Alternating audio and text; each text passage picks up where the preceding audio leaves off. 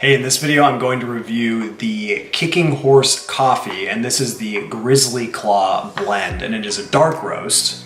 And they claim that it's rich, dark chocolate, and decadent. So I'm super excited to try this coffee because I love dark roast, so let's jump in. Okay, so these are all the supplies I need to do a proper coffee review. So for this first review, I'm going to be reviewing Kicking Horse coffee.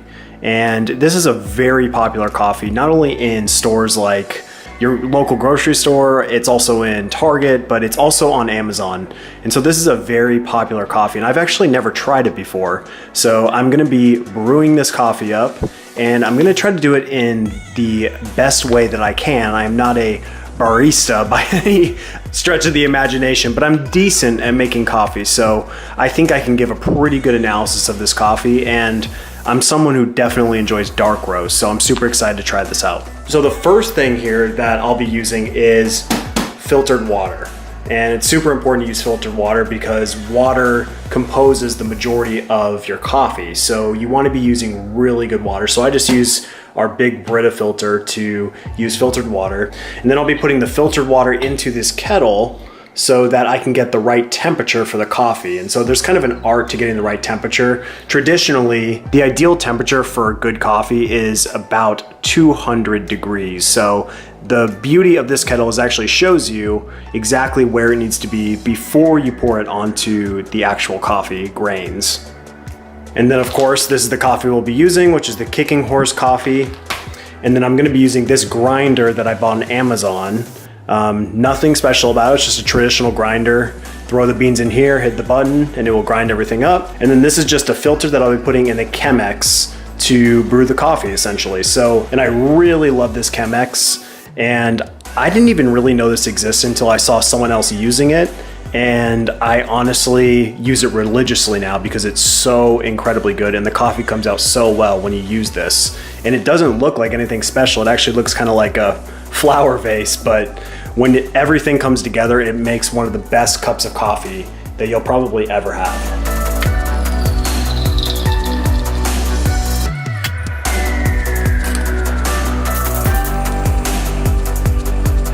So I just opened up the beans and they smell absolutely delicious. I'm super excited because it smells like a traditional dark roast. So I think these are gonna be really good just based on the aroma as of right now.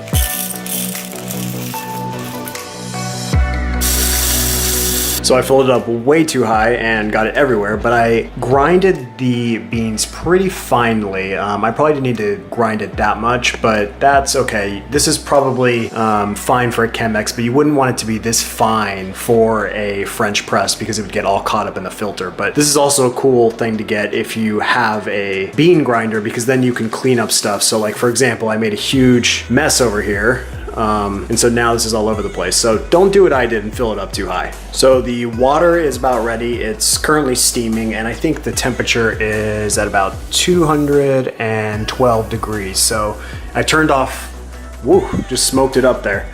Turned off the heat, and so I'm just gonna wait for it to get to this green line, which is around 200 degrees.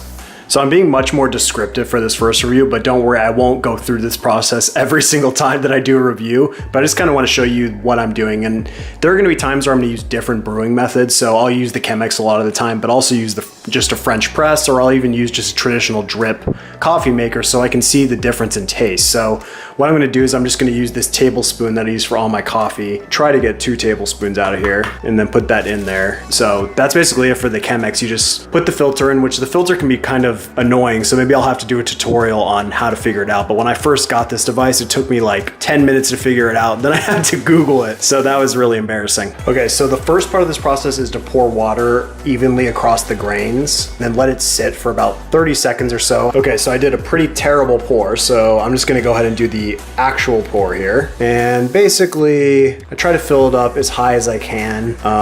Keep a little bit of water in there so you can get the rest of the grains when it gets higher, because the grains will get stuck on the side of the Chemex. So yeah, now we just need to be patient and let this go.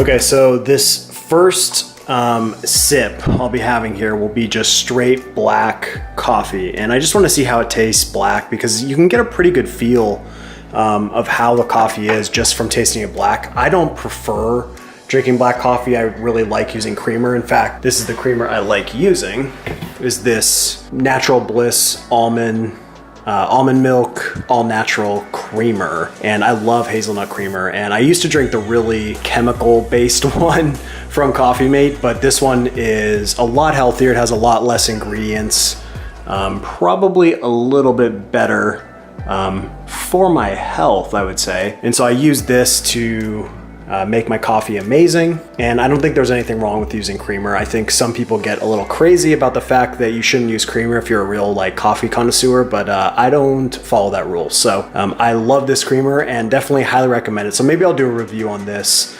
coming up here. Okay guys, so now I am going to taste the coffee. And just as a reminder, this is the coffee I am tasting. It is the Grizzly Claw Dark. It is rich, dark chocolate, and decadent. And so we'll see if it lives up to those claims. So first I'm gonna try it just pure black. Wow, it's really, really strong. And I drink a very dark roast Seattle's Best coffee most frequently. And this one it's definitely on that level for sure. And it's rare to find dark roast coffee that is like this. And I've had a hard time even finding any dark roast that matches Seattle's Best. So this one is definitely up there. So now let me try it with creamer. Oh man, this is delicious. It really is a good coffee. I think I'm gonna have a rating system, and I'll probably rank them from like 1 to 5, 1 being the worst, 5 being the best. And I would say if I'm gonna categorize this or review this or give it a score, this is definitely in the 5 range for a dark roast coffee. This competes with Seattle's Best number 5 roast. It's really, really good. So I'm super excited that on this first review, I reviewed a good one. And I know that throughout a lot of these reviews, I'm gonna try some different coffees. Like I'm gonna try Folgers and the lower grade coffees, and I'm probably going to give them bad reviews because there's just no way it's going to be as good as this type of coffee that's made with such care, and it's organic, and it's just a very well made and well roasted coffee. So this is definitely one I recommend, and I hope you enjoyed this review. And I'm going to get a little more complex with these reviews, but really the goal is for me to try these coffees and hopefully give you